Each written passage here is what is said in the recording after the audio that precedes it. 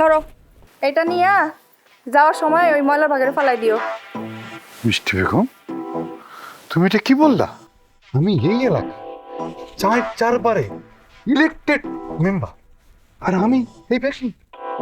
তো সেই খুশিতে কি আমি ময়লা তোমার মাথায় ফেলবো? হ্যাঁ, এত বেশি বুঝো কেন? তোমার না বলছি তুমি আমার বাড়ির ত্রিসীমানায় মেম্বারগিরি ফলাইতে আসবে না, কথা মনে থাকে না? আমার ভুল হয়েছে।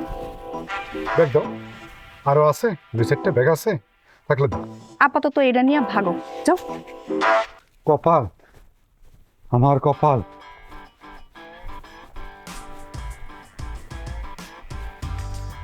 কি বুঝলেন?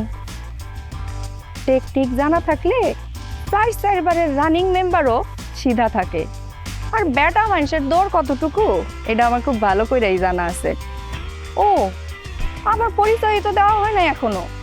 আমি হইলাম মিষ্টি বেগম, এই বালডাঙ্গা গ্রামের স্বনামধন্য মেম্বার জনাব ফারুক উদ্দিন আহমেদের একমাত্র স্ত্রী আর কবি ওমর খৈয়ামের শ্রদ্ধেয় ভাবি।